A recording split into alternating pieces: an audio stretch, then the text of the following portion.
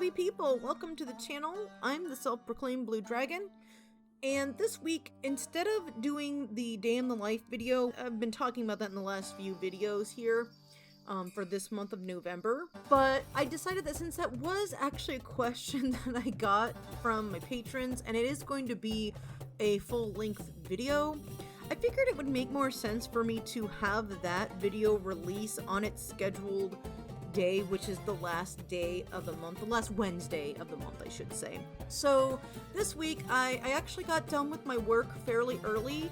The revamp of Dark Horse is coming to a close over on Webtoons, and as soon as it comes to a close, which it will, by the time this video comes out, it will be completed, Act 8, Opposition. It'll be up both on Webtoons, and also I will be uploading it immediately to Comic Theory, so it's going to be a little bit, that website will be in a little bit of disarray while I update with the new pages, but I've actually got time for a breather, and I'm almost done with what's going on with Time Warp over on Comic Theory, so I figured this is a good point to go ahead and save that question and answer video for its appropriate time, and as of Monday, which is when I'm recording this audio, I actually have some free time to work on this week's video, so I was like, okay, let's go ahead and get this done.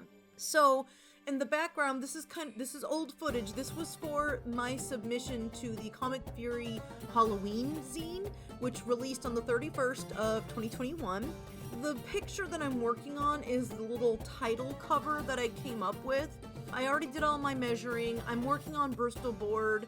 To my understanding, I've looked it up. I'm pretty sure that this specific brand of Bristol board does not use any like animal glue, so the board for sure is vegan. This specific Sumi ink that I'm using is not vegan. I actually bought it by accident, not realizing that it wasn't vegan. So what I oftentimes will do is when I'm working on the Whimper in the dark, I'm trying to use up that ink.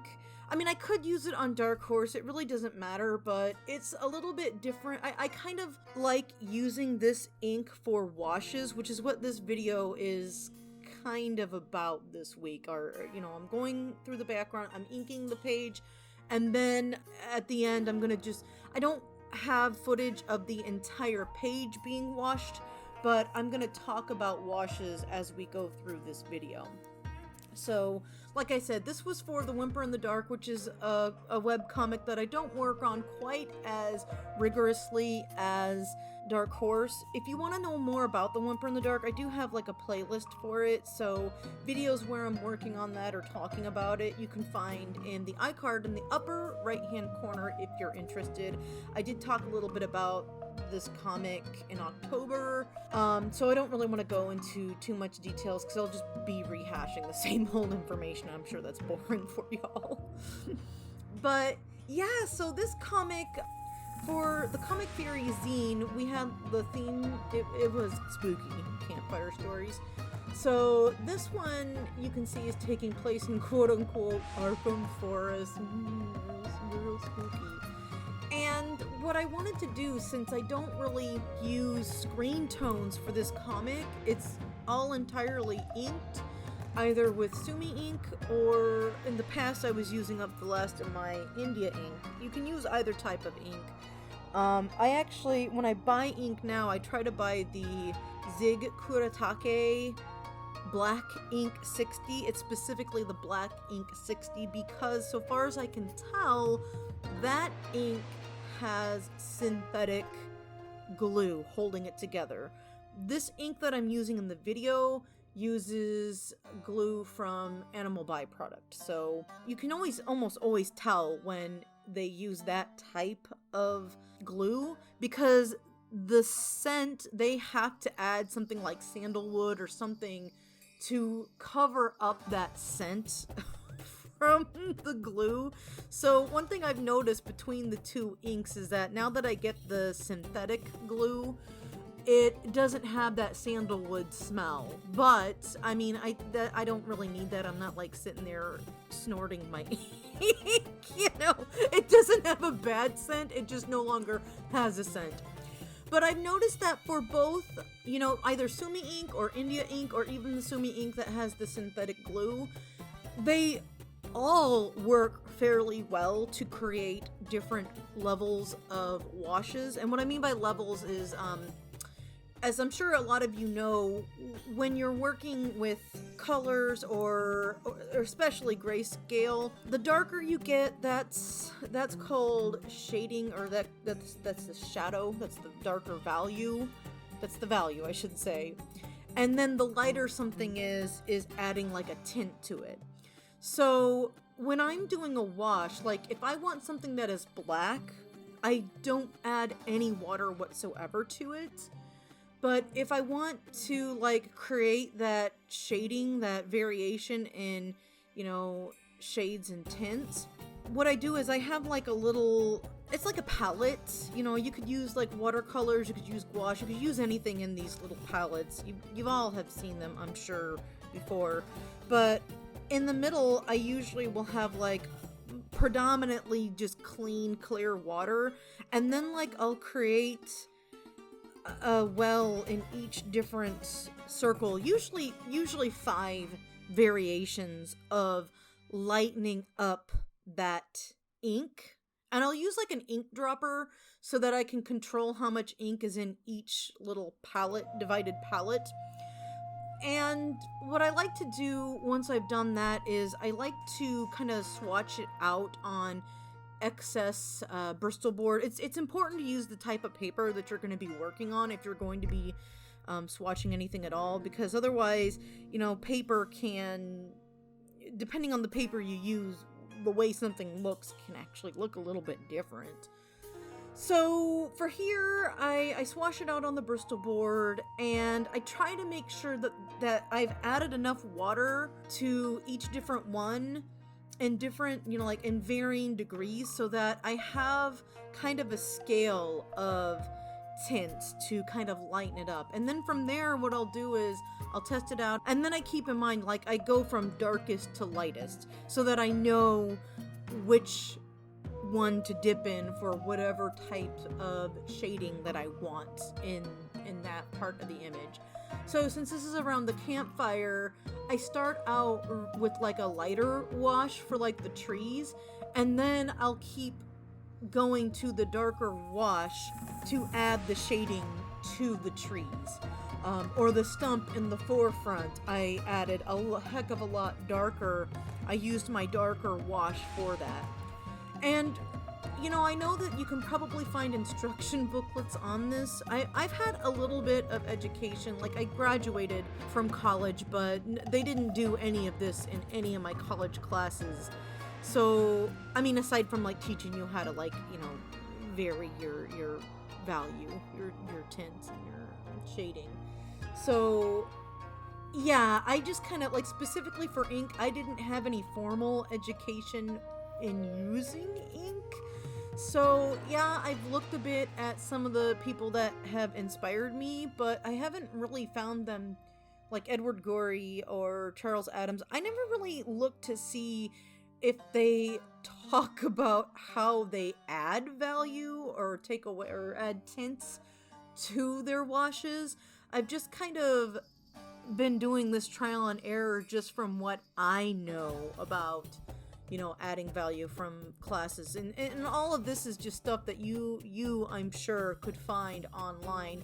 But a lot of times I'm kind of busy and I really should look up and see what other people are doing. But for this, I mean, I figured it's fairly straightforward. And everything that I do here in the video gets scanned and uploaded onto the computer. So, I mean, I'm not really concerned with if adding water to the Sumi ink is going to make this archival or take away from its archivability. That's not even a word. Archivability? Is that a word? I don't know. But yeah, so for me, it's just kind of like a trial and error, and I think that has worked fairly well. But what I was trying to kind of get at is when I'm working in washes, and I'm thinking this is probably the smartest way to do it, I start very light and then I build up from there. One thing I've noticed that if I'm using like one specific, I'm just gonna say shade, if I'm using one specific shade, if I try to use that specific shade to make the wash darker. In my experience, I have found that it really doesn't work very well. I had to use one that had more ink in it in order to help build up that value and make it darker. So I guess that's like a little tip for anyone if you decide that you want to give this a go and try playing around with washes. It really is kind of trial and error for me.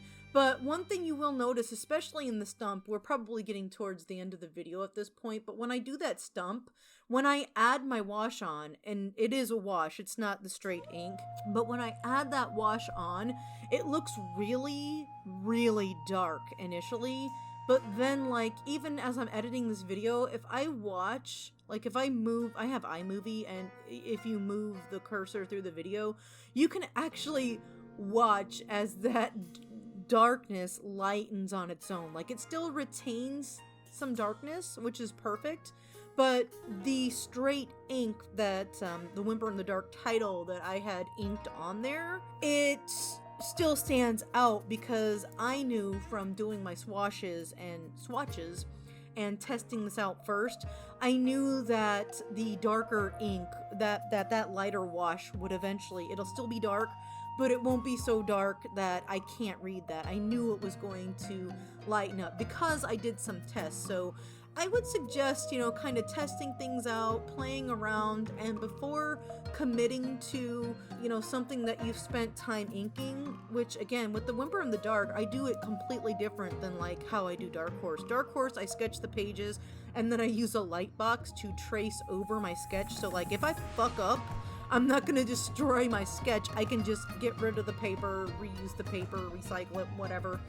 And then I can just start inking again. And that original sketch that I made isn't ruined. I started doing that because when I wouldn't even say that I'm like skilled now, but when I first started inking, I used to like ink directly on the pencil. And for one thing, I had a shitty scanner, which the scanner was so shitty. I had like every pencil line would be just black. I had no option to like have it grayscaled or anything. It was either black or white, my old one. This was like way back in the day, y'all. And the other thing is when I first started, I was using like shitty ass Uniballs. There's nothing wrong with Uniball pens, but they're not good for drawing comics in my opinion. Not on like printer, just crappy multi-purpose printer paper. This is how I had to learn, you know, throughout the years. This is not how you do this. But I would use my pens directly on there and the ink would bleed and it would ruin all the work that I'd done. Or one time, and I think I kept a copy of this, but I had spilled ink all over. This was when I was trying to learn how to use the pen and nib, and I was inking directly on my shitty printer paper. And then I spilled ink. Not only did it bleed, not only did it get all over because I was using the wrong kind of paper, but I spilled ink all over my drawing that I was so proud of. Like, I look back at it now and I'm like, God, Odysseus looks horrible, but at the time I was so proud of it. And here I spilled ink all over it. I tried to wipe it off and it was ruined. I had to try to like look at the graphite that thankfully, you know, the graphite I could see in spite of the black because the ink wouldn't seep into the graphite. But this was in college. It was just a stressful time, so like I learned the hard way not to do things that way, and I eventually saved up to get a light box so that I would never hurt my precious pencils again. But with the Whimper in the Dark, I very intentionally so have challenged myself to put the graphite directly on what I'm going to be washing. So if I fuck up on this, you know, that's it. I don't have like that's, I erase the graphite and then I put down the wash. So I think like in this stage in my quote unquote career, I'm a lot more confident.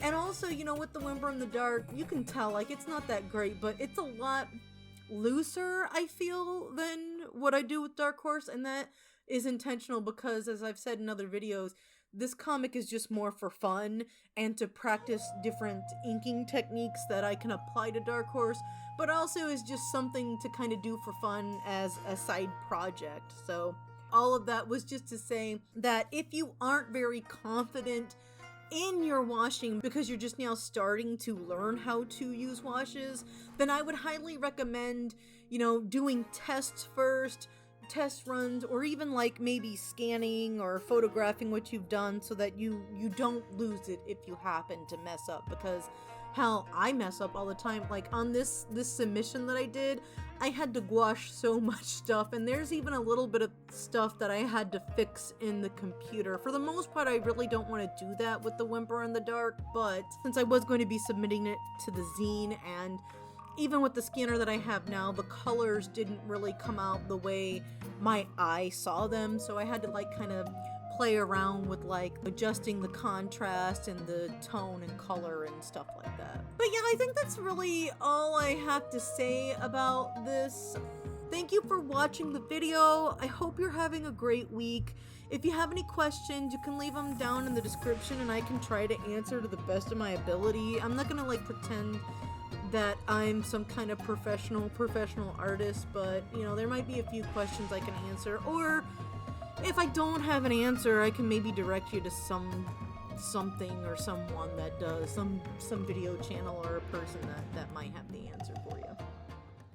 But yeah, I'm gonna go ahead and duck out of here. Peace and love, fare you well, and keep on trucking.